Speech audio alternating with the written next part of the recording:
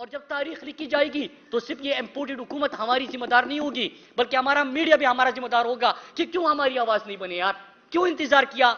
زندگیوں کو، یہاں سے لاشوں کا کیوں انتظار کیا کہ ہمارا امن برباد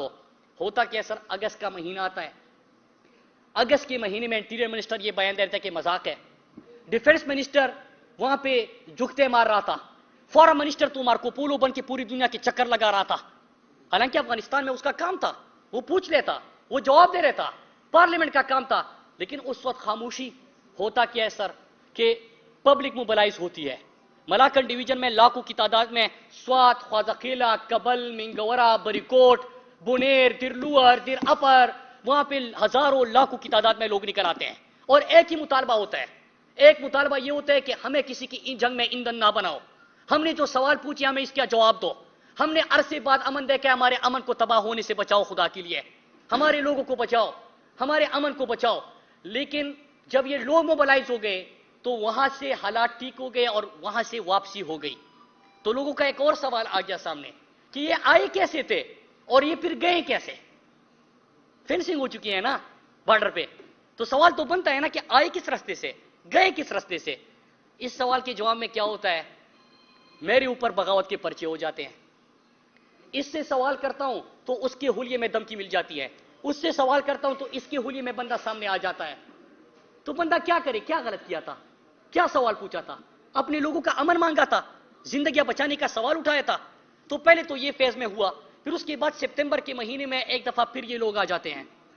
جب پھر لوگ آ جاتے ہیں تو سوات ملاکن ڈویژن کے لوگ موبلائز تھے، وہ خود سڑکوں پہ نکل آئے،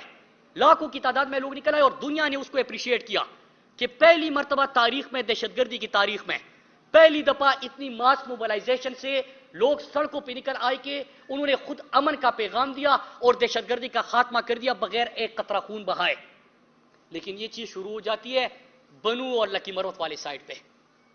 اس کے حوالے سے ہم پھر سوال اٹھانا شروع کر دیتے ہیں۔ ہم نے جب سوال پوچھے تو پھر خاموشی اختیار کی گئی، لیکن میرے پاکستانیوں دو چیزیں آج میں آپ کے سامنے رکھنا چاہتا ہوں۔ پہلی چیز یہ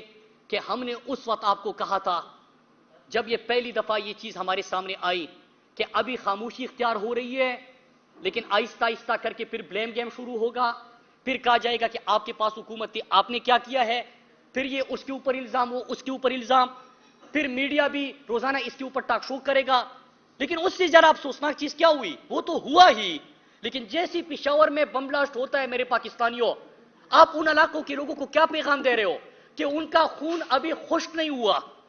آپ ٹویٹ کرنا شروع کر دیتے ہو، ٹی وی پروگرام شروع ہو جاتے ہیں کہ کیا الیکشن ہو سکتے ہیں کہ الیکشن نہیں ہو سکتے؟ او بھائی ان کو تو اطمینان تو دو، جس طرح ارشد والا ثانیہ ہوا، ابھی ارشد کی لاش پڑی ہوئی ہے، جنازہ ہونا ہے 1 گھنٹے بعد، 2 گھنٹے بعد، اگلے دن، اور پریس کانفرنس کا ایک نہ ختم ہونے والا سلسلہ شروع ہوا، یہاں پہ بھی لاشیں پڑی تھی،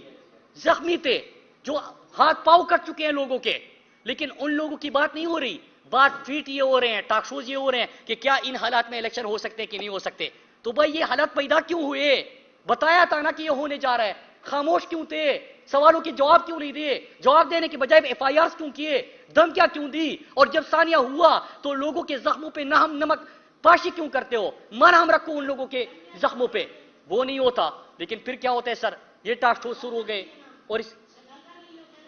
یہ ٹاک شو شروع ہو گئے اور اس کے اوپر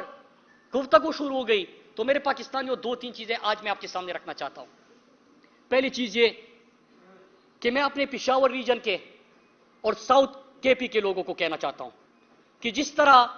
ملاکن اور سوات کے لوگ نکلے تھے اور حکومت وقت کی طرف سے کوئی جواب نہیں آ رہا تھا،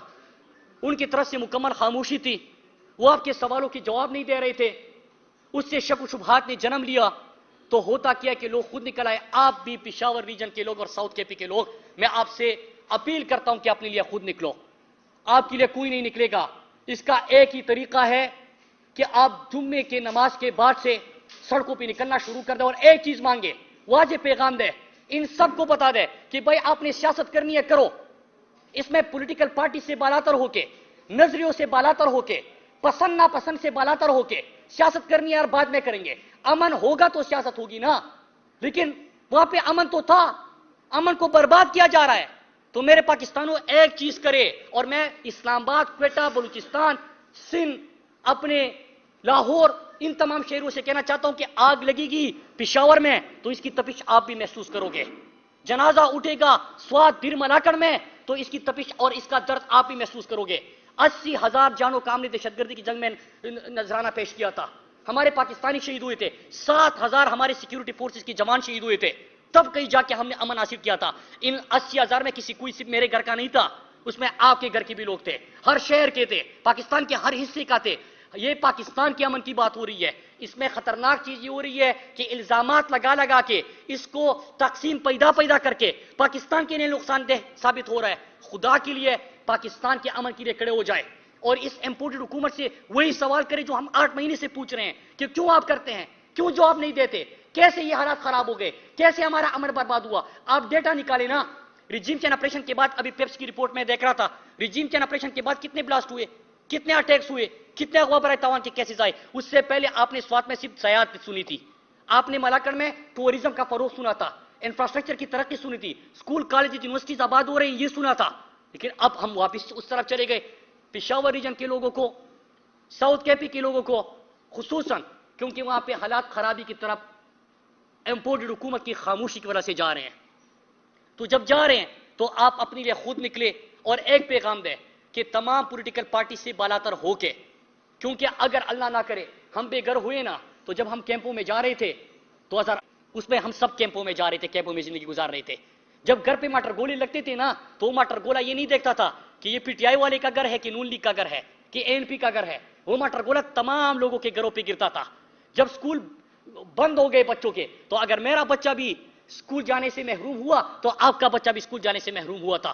اگر اے پی ایس میں بچے شہید ہوئے تو ہم سب کے بچے تھے۔ تو خدا کے لیے اپنے لیے، اپنے لوگوں کے لیے اس کے لیے نکلے اور اسی طرح کھڑے ہو جائے جس طرح ملاکن ڈویژن کے لوگ تھے۔ اور ایک آخر میں چیز میں بتانا چاہتا ہوں اپنے میڈیا کے دوستوں کو،